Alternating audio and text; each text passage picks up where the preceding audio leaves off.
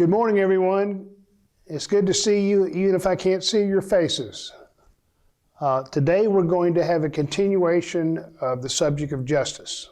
This is a subject that we've talked about for several Sundays, and today we're going to talk about justice and the marginalized. So the pandemic has meant many things to all of us. It has certainly meant physical suffering and death, isolation and depression, separation from sustaining employment to many, and a boding sense of uncertainty in a world that seemed to offer us certainty. But many of us think that it's been an awakening that there are many who live in the margins of our society who are largely invisible, although they are plainly evident to us. The term marginalized has become a term which has become an expression particularly pertaining to the pandemic.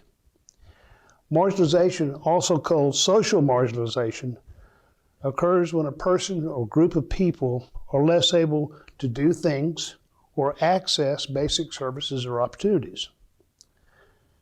So when we think of a marginalized person or group, what are we speaking of? We might say the marginalized are the excluded from mainstream social, economic, or educational life. When we say excluded from the mainstream, what do we mean by this? There are probably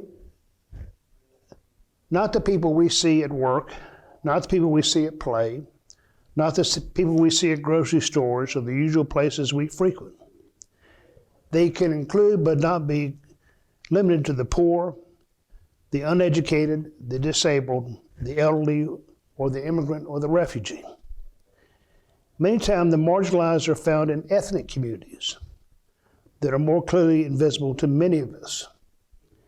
It has also been said that Native Americans are the most impoverished of all of our ethnic communities. So when we speak of a marginalized person or group, why are these people or groups unable to do things or access basic services? Well, much of this can be explained in terms of income inequality. Income inequality in our country is the largest of all developed nations. The pandemic has caused many businesses to close, and many lose their sustaining jobs and incomes. This has created hardship for most American families. For the poor and the uneducated, it has reaped disaster, resulting in the inability to pay rent and mortgages, the inability to afford nutritious foods, the inability to procure and benefit from medical care, and the inability to readily secure employment. For the elderly, the pandemic has wreaked increased isolation, increased depression, separation from family and friends, and unfortunately for many, loss of hope. So during this teaching term, we have focused on the subject of justice. As we have seen, justice has many faces, and it is a subject that confronted the early Christians as much as it confronts us today. Today we will see how the Israelites view justice in terms of those who are marginalized or subject to depression. And then later we will ask ourselves how we might take this knowledge and apply it to our time. So in ancient times, the law provided numerous reminders to God's people to uphold justice for those who need it most. In the 5 books of Moses recorded in the book of Exodus, it is said, "Do not deny justice to your poor people." It is also said, "Do not oppress a foreigner, for you yourselves know how it feels to be foreigners, because you were once foreigners in Egypt." In the book of Leviticus, it is commanded, "When a foreigner resides among you in your land, do not mistreat them. The foreigner residing among you must be treated as your native born. Love them as yourself, for you were once foreigners in Egypt. I am the Lord your God." In the wise sayings of Proverbs, it is said that do not exploit the poor because they are poor, and do not crush the needy in court. for the Lord will take up their case and will exact life for life. Concern for the marginalized extends into the New Testament. In Matthew 25, it is said at the time of judgment, "For I was hungry, and you gave me something to eat. I was thirsty, and you gave me something to drink. I was a stranger, and you invited me in. I needed clothes, and you clothed me. I was sick, and you looked after me." In the concluding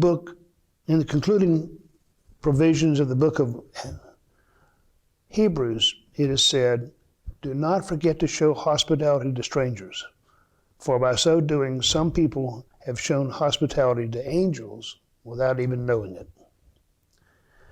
So our devotional reading for today comes from the book of Deuteronomy, chapter 24, verses 10 through 21. So in the book of Deuteronomy, Moses gave laws or commands to people that became an integral part of their new covenant with God. Moses was well understood that God was full of compassion for his people, especially that those we call today the marginalized, the poor who depend upon loans for daily maintenance, the hired workers who depend on the reliable payment of timely wages, the foreigners, the fatherless, and the widows.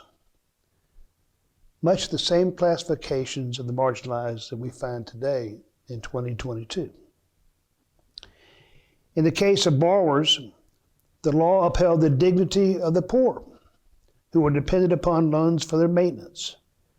In an initial showing of dignity and respect, the law forbade Israelites from charging interest on loans made to other Israelites.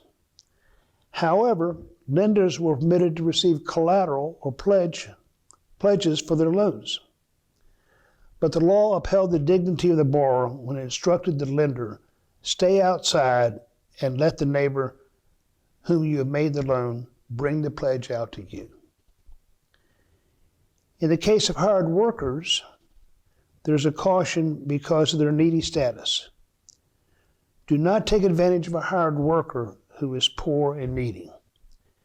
Pay them their wages each day before sunset, because they are poor and they're counting on their timely wages. In addition, the compassion of God inherent in the law reached out to the special needy status of the poor who had surrendered their cloaks for pledges and lacked warmth during the cold nights. The lender was prohibited from keeping such warm clothing overnight and was required to return it by sunset. Sometimes established persons or families would lose perspective or memory as they falsely assumed that they occupied a higher status than foreigners. The law was grounded on the action of God in redeeming the people and would visibly remind the people of how they were once redeemed and continue to be redeemed in their lives. Remember that you were once slaves in Egypt, and the Lord your God redeemed you from there. The law also recognized the needy status of those who worked the fields and instructed the owners to allow the fatherless, the foreigners, and the widow to take from the harvest what had not initially been picked. This was clearly thought to be part of the great compassion of God for the needy. So how does the knowledge of the compassion, respect, and dignity incorporated into these ancient laws influence us as Christians today? It's been said and demonstrated to all of us that the pandemic will hit and has hit the poor of all races and communities of color much harder than the general population. The marginalized have limited or no wealth or savings, limited or no health insurance, limited or no paid sick leave, limited or no resources. Many people of color among our marginalized live in the cities, dense neighborhoods, or public housing, where the marginalized experience housing insecurity or homelessness. Families of the marginalized tend to be larger, and more than one generation of a family may live under one roof, exposing them to contracting the virus. Many marginalized work in service industries that place them at a greater risk of contracting the virus. So when we consider the plight of the marginalized and the compassion, the respect, and dignity which the ancient Israelites incorporated in their laws as part of their covenant with God, our authors ask us to ponder certain questions about how we view the marginalized today. First, our authors ask us, is the respect that we offer to the poor and the marginalized differ from the respect that we offer to those who have the good fortune of having resources or receive greater education? That's a fundamental question. When we consider the cause of social justice contained in Matthew 25, which calls us to feed the hungry, to provide drink to the thirsty, to invite in strangers, to provide the poor with clothing, and to visit the sick or in prison, how do these provisions affect about how we look at the poor and the marginalized today?